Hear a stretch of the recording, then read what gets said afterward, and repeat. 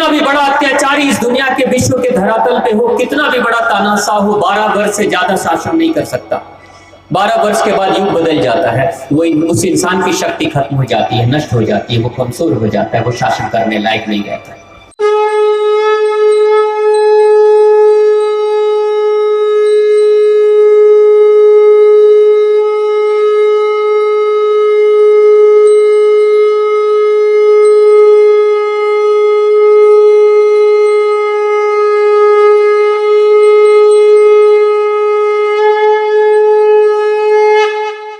ओम श्री कालिके शुभदेवी सूर्यकूट निवासने रक्षमार्त महामाय विश्वरूपे नमस्तुते।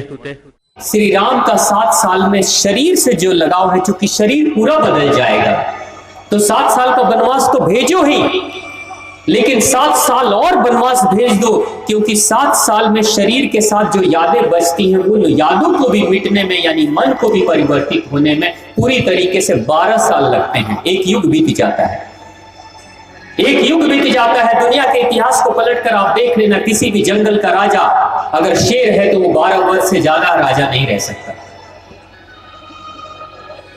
कोई भी कितना भी बड़ा अत्याचारी इस दुनिया के विश्व के धरातल पे हो, कितना भी बड़ा तानाशाह हो, 12 वर्ष से ज्यादा शासन नहीं कर सकता। 12 वर्ष के बाद युग बदल जाता है, वो उस इंसान की शक्ति खत्म हो जाती है, नष्ट हो जाती है, वो कमजोर हो जाता है, वो शासन करने लायक नहीं रहता है। ये 12 वर्ष में युग बदल जाता है। आप कभी पेड़ों को देखना, अगर कोई कटे हुए पेड़ को जब देखोगे ना, कटे हुए पेड़ को, तो आप देखते हो कटे हुए पेड़ में गोल गोल चक्र होते हैं। देखा होगा आपने, लकड़ियों में गोल गोल चक्र होते हैं। वो जो चक्र होते हैं उस पेड़ की उम्र को बताते हैं।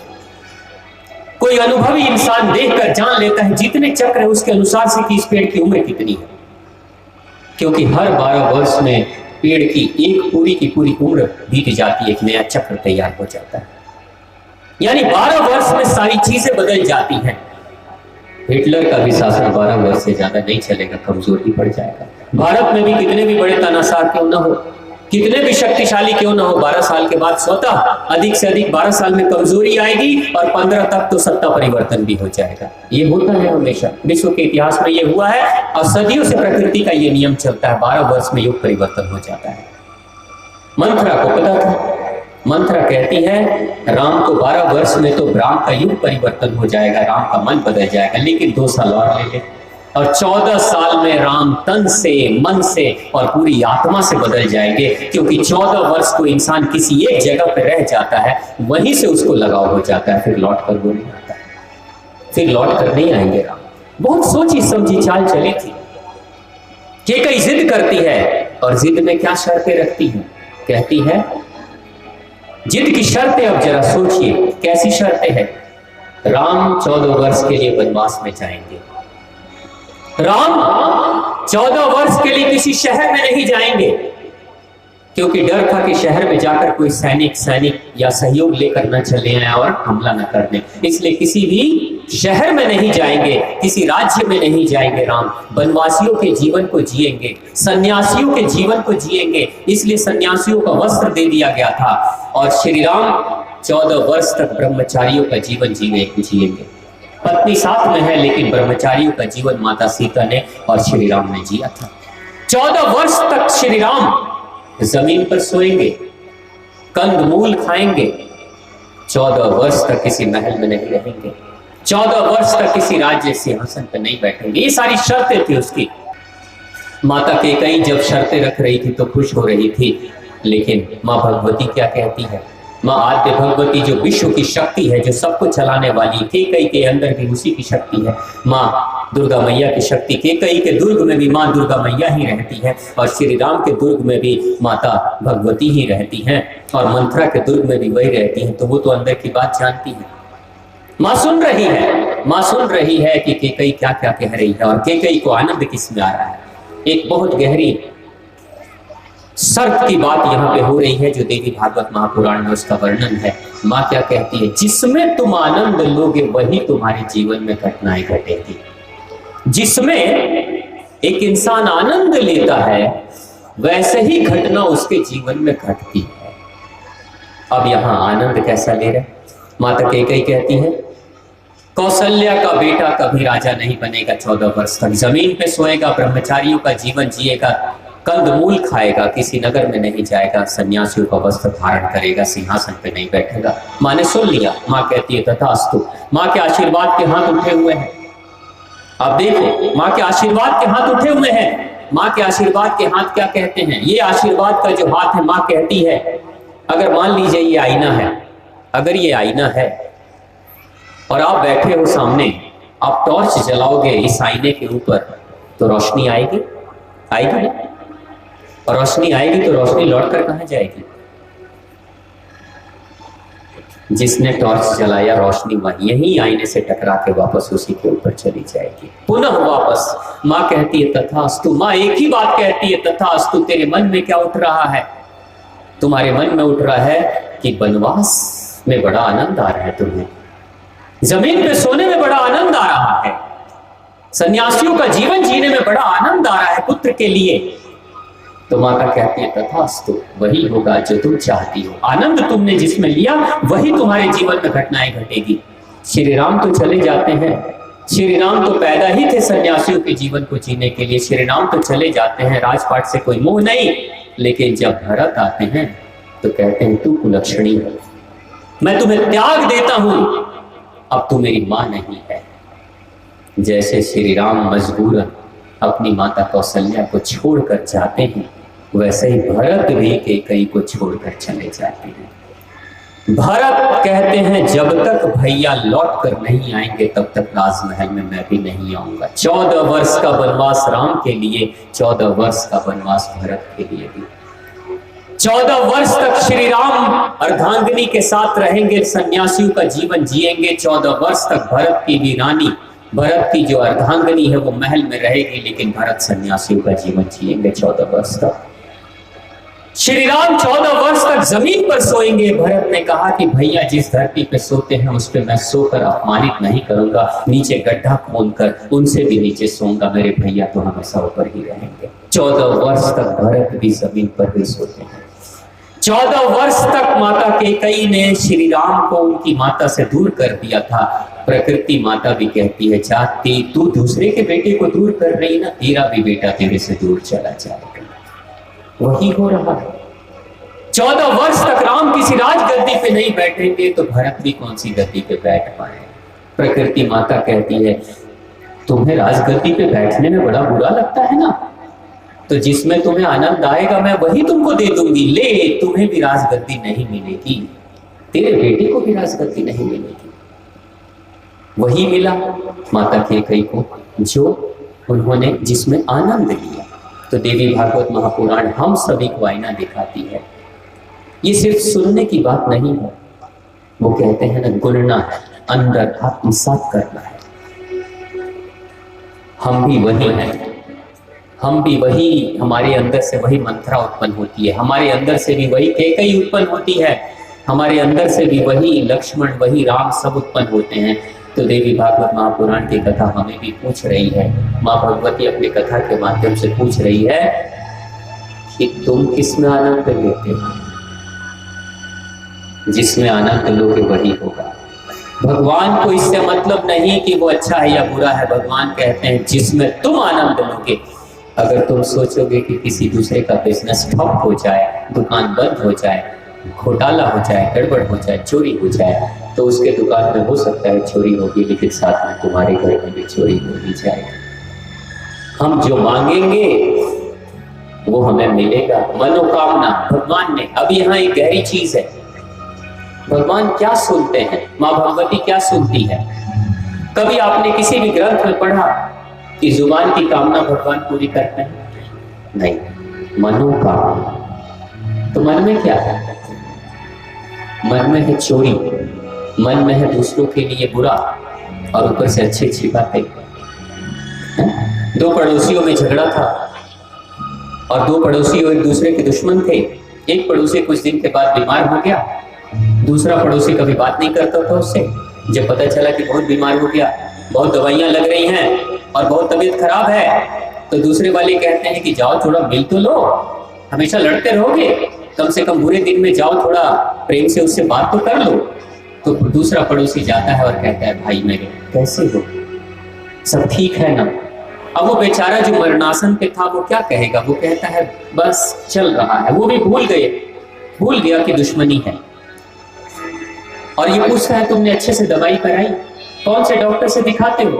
कौन सी दवाई खाते हो? कोई मदद की जरूरत होगी तो बताना, तुम ठीक हो जाओ। मैं तो भगवान से रोज यही प्रार्थना करता हूं कि तुम ठीक हो जाओ। वो कह रहा है अपने दुश्मन मित्र को, लेकिन भगवान को तो पता है ना कि तुम तो प्रार्थना करते हो कि कब इसको उठा लोगे, कब मिलेगी इससे छुट्टी, कब मिलेगी इससे मुक्ति। भगवान को पता है कि जुबान से तुम कह रहे हो कि मैं रोज प्रार्थना करता हूं कि तुम ठीक हो जाओ, लेकिन मन में तो बात चल रही है कि बस उठ जाइए यहां से, जल्दी छुट्टी मिल जाए। यही कारण है कि जुबान की मनोकामनाएं पूर्ण नहीं होती, लेकिन मन की मनोकामनाएं जब पूर्ण हो जाती है तो मन की वो सच्चाई सामने आ जाती है जीवन में, जिसको देखकर इंसान आश्चर्यचकित हो जाता है। भला इंसान था, लोग कहते हैं भला इंसान था, उसके साथ इतना बुरा क्यों हुआ? अरे ये ऊपर से ना भला होगा, अंदर से पता नहीं क्या होगा।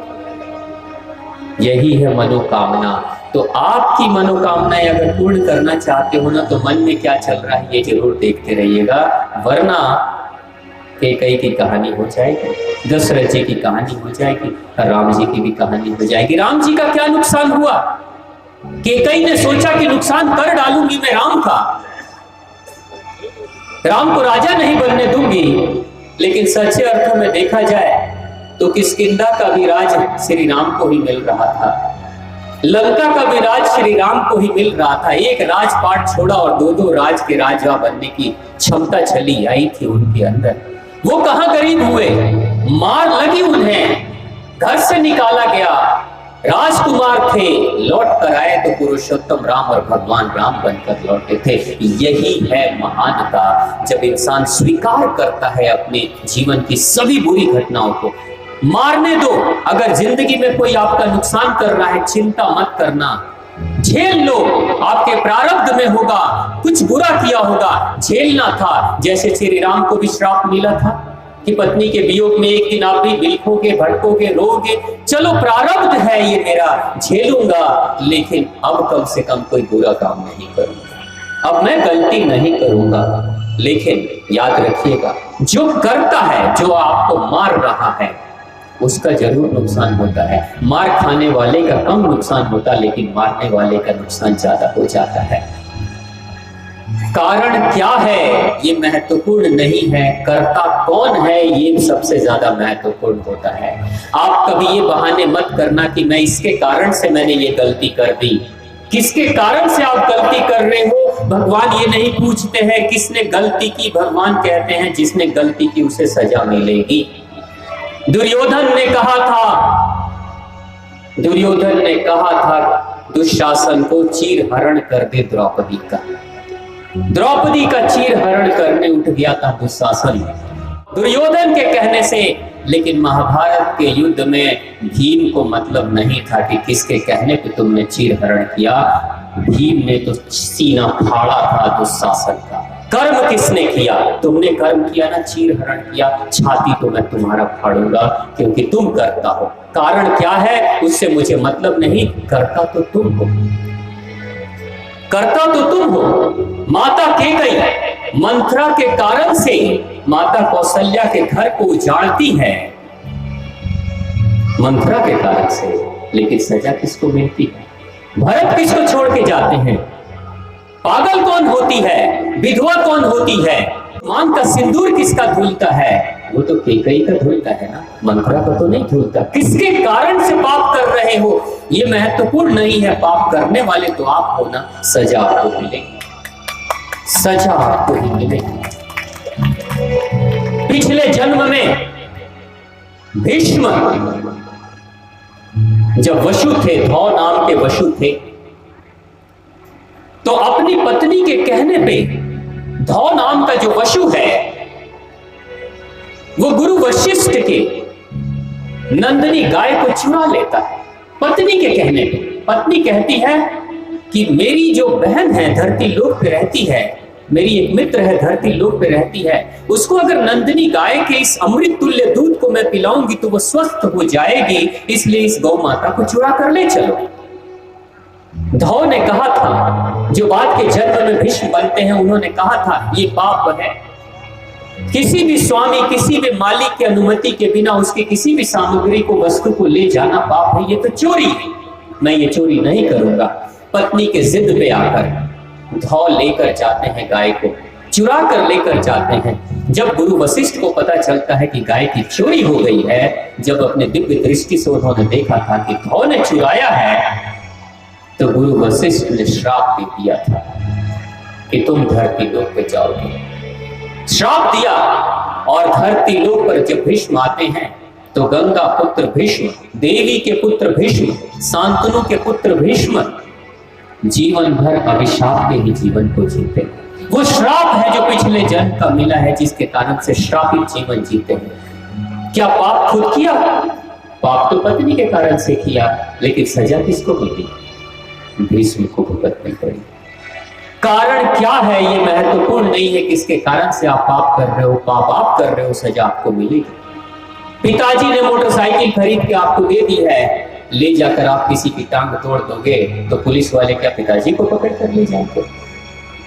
टांग तोड़ने वाले को लेकर जाएंगे जो गाड़ी चला रहा था। यानी देवी भागवत महापुराण क्या कहती है कि कर्ता अगर तुम हो और अच्छा कर्म कर रहे हो तो मैं आशीर्वाद देकर तुम्हारे जीवन को बरकत की स्थिति में पहुंचा दूंगी, और अगर कर्ता तुम हो और गलत कार्य कर रहे हो तो मैं ही अपनी ही शक्तियों से तुम्हारा नाश कर डालूंगी। मैं मारती भी हूं और मैं तारती भी हूं, दोनों काम मैं ही करती हूं। यानी ध्यान रखना, तारना तो बड़ा अच्छा है लेकिन मारना बड़ा कठिन है। माता रानी हथियारों का इस्तेमाल असुरों पे करती है। असुर का मतलब जब तुम्हारे अंदर से राक्षस उत्पन्न होगा ना बुराइयों का, तो मैं ही उसका नाश कर डालूंगी, मैं ही उसका खात्मा कर डालूंगी। तो प्रेम से बोलिए माँ की शक्ति, माँ भवानी की जय, माँ जगदम्बा, माँ परम्बा की जय।